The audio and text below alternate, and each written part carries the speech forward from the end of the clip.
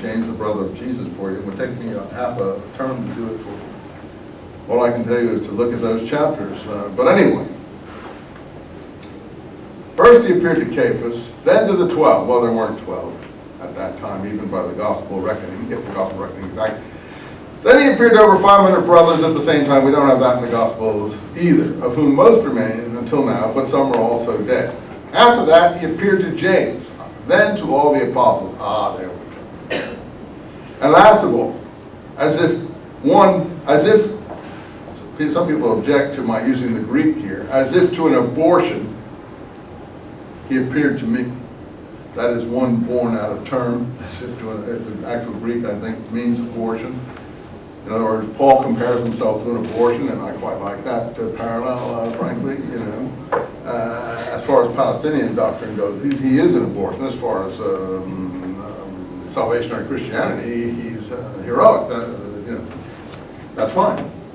You know, I was watching a thing on the last night on Jesse James, in the mythology of Jesse James, who was a thug, a murderer, a killer, and a horrible, bloodthirsty, you know, member of Quantrell's Raiders, and a guy named Bloody, I'm forgetting the other guy's name, and they killed at the drop of a hat, and all he was doing was carrying on the Civil War and anti-black, you know, and white supremacy and anti-black agitation that by 1875 overthrew the Union Reconstruction Plan and allowed Jim Crow to flourish for another 100 years. And he's just a thug. But the mythology is he's robbing the rich to give to the poor, whereas no evidence he ever gave to any poor of any kind.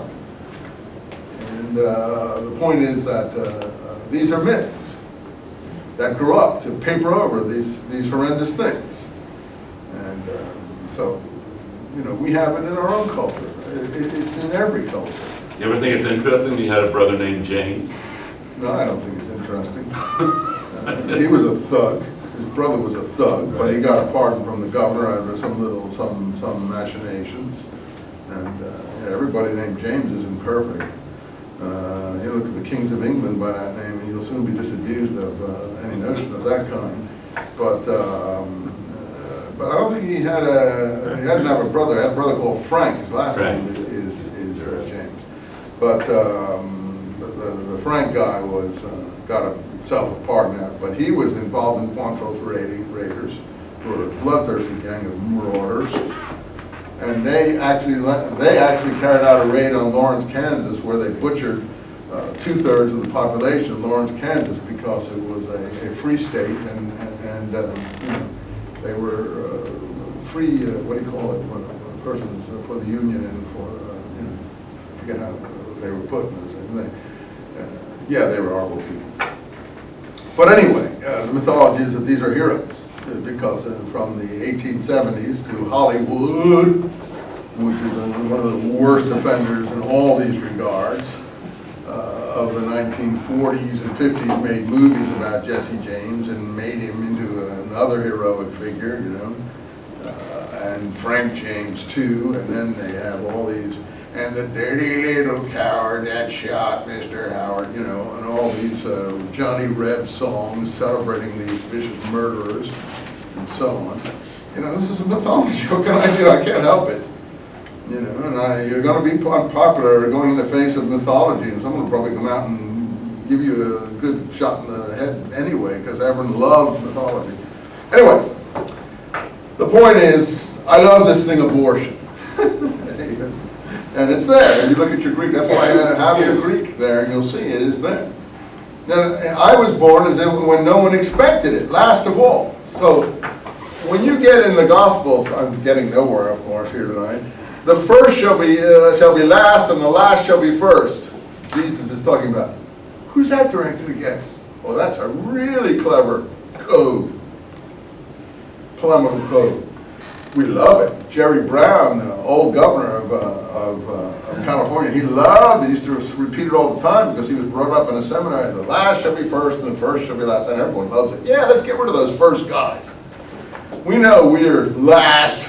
We don't deserve to be in all those first guys. They should be chucked out, you know, and so on and so forth. Yeah, people have this envy of the you know, those people who got somewhere before them or higher up than they are and so on. So that just appeals to Jewish master, but that's not what it means. The first is in the Dead Sea Scrolls. Who are the first in the Dead Sea Scrolls? The ancestors, Abraham, Isaac, and Jacob. That's an attack on the law, the first, those who set up the law in favor of the last. Who's the last? Paul. Last of all, I appeared. And it's also an attack on the principal apostles. You know, all the new people are going to come in, they're the first, and so on and so forth. So, you know, that's the plumbing of it. Now you say, I don't think you're right there, Professor Eisenman. Okay, fine, don't. You're not obliged to. You make your own view. Why should you think I'm right? You think what you think is right, and that's how you should live. But you weigh the evidence, see what you think. But anyway, that's the order of resurrection appearances. How did we get into this? What led us over to Paul's order of resurrection appearances? Take me back. Oh, I guess it is an attack on the apostles. Is that the reason? The apostles and disciples not getting it right, and Paul getting it right. Last of all, he appeared to me, and then he goes on how wonderful he is, and his whole view of things. The rest of 1 Corinthians 15. For I am the least of the apostles. I am not fit to be called an apostle, false modesty, because I persecuted the church of God. Yes, you did. But by the grace of God, I am what I am, and his grace which was towards me, here's the grace doctrine. By grace we how's that song go? By grace we are brought through. Can't anyone sing in this class for me? Help. By grace, you know, so on. Start moving. I love that spirit. But still, by grace, you see, I was brought through, and as always, not been without fruit. I labored more abundantly. Here's his usual claim. I worked so hard. They're all just a bunch of loafers that also ran. Yet not I, no, not really me, but the grace of God with me. Oh, Paul, you sweetheart. You're a nice guy. It wasn't me. It was a grace working through me. If I was a preacher in a church, I would put it differently, and I'd win the whole church over. Look at Paul deferring to grace here. So it depends on your tone of voice. You know, I'm the negative tone of voice. Another preacher would be the positive tone of voice. That's fair. Anyway, no one ever hears the negative tone of voice, so permit me to be the devil, okay?